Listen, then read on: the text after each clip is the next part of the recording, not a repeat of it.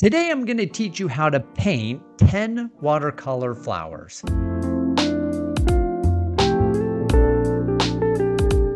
Take a rose for an example. The overall shape of a rose is a circle, but inside the circle there are C shapes.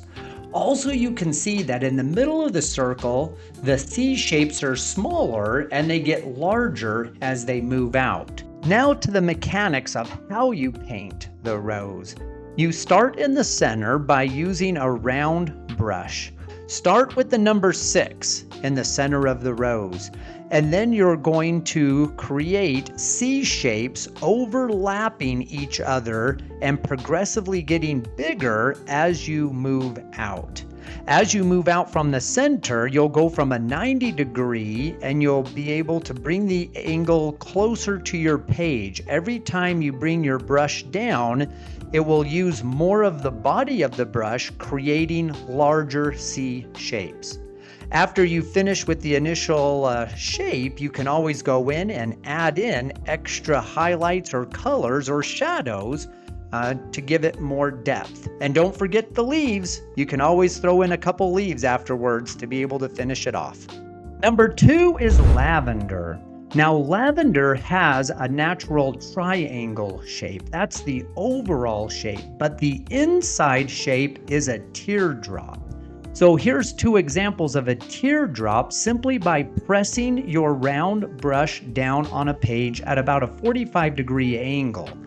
Now, when you lift your brush off, it will naturally create that teardrop look. You can totally peak the top as well or round the bottom to your liking. Now you'll start at the bottom and start adding these teardrops larger and then progressively getting smaller to the top. Now you can randomize it by putting ones overlapping on each other, and you can also randomize the color by adding different value and shades of different colors. Don't just use one color on your palette. Use multiple blues or purples to create this overall. And then don't forget, at the last, just throw in a stem and a couple of leaves, and there you have it, lavender. And number 3, we're talking about cherry blossoms. Now, the overall shape of a cherry blossom is a circle, but the inner shape is the shape of a heart. Now, with a cherry blossom, there's 5 total petals, so make sure you evenly space them between them, but don't make them each the same size. You might have one a little smaller next to one a little larger to give some variety.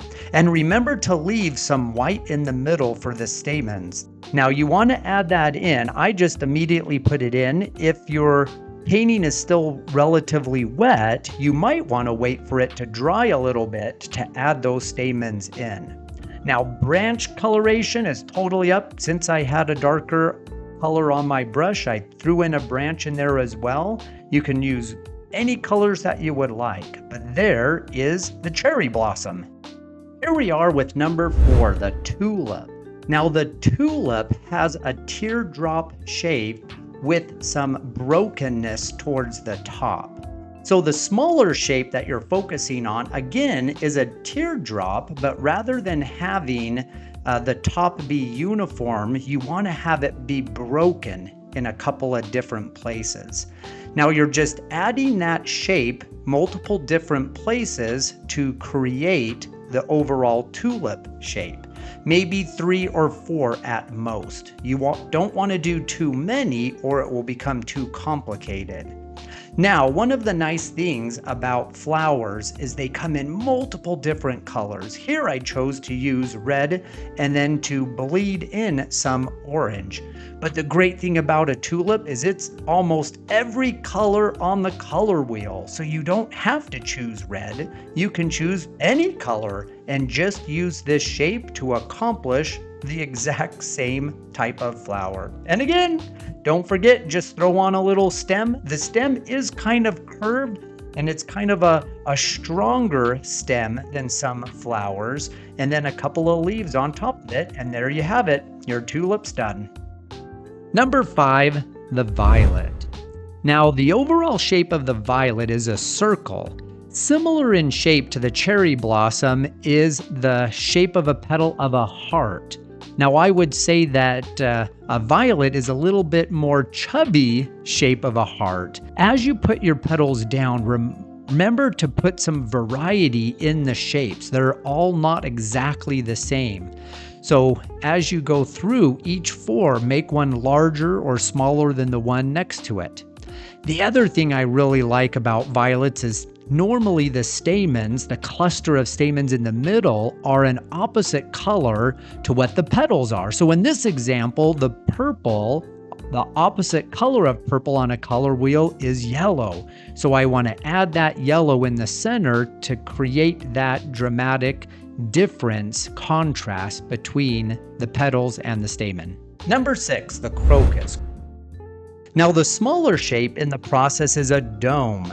Now how that is created is by bringing your brush at a 45-degree angle, starting with the point, and as you move up, pressing your brush down to create a larger body and then lightly lifting it up. Now you can always come back in and increase the size of the dome depending on what part of the flower you're painting.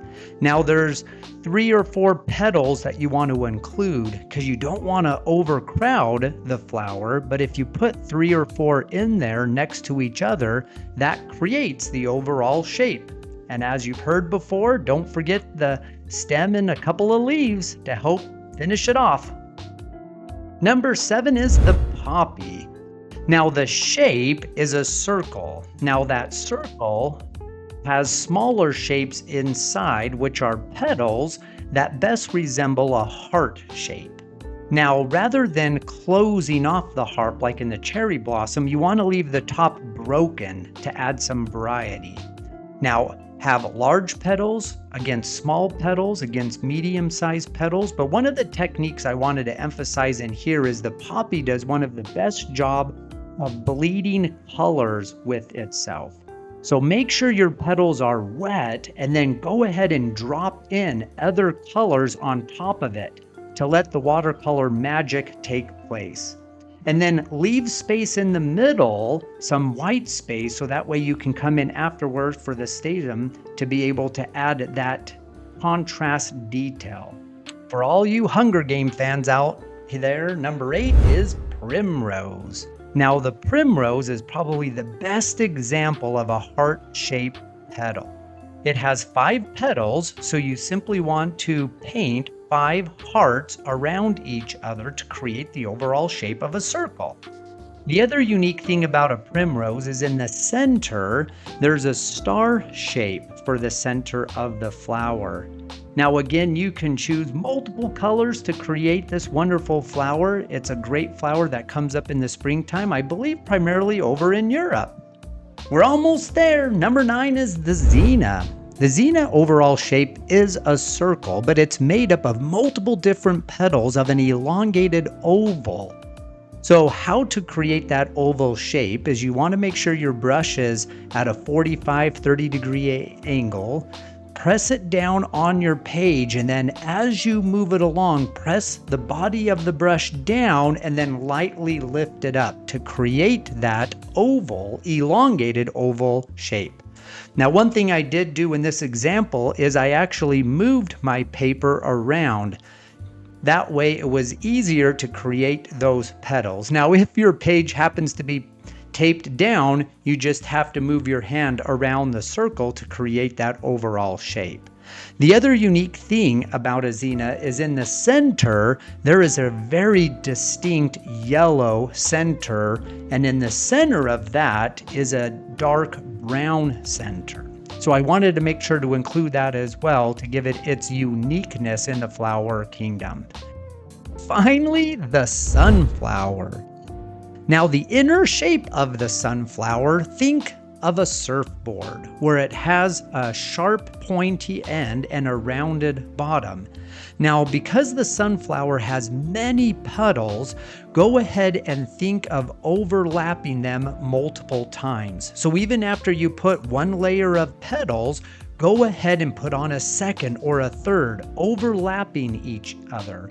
As well, continually add different yellows and oranges into the petals as well to give it that variety.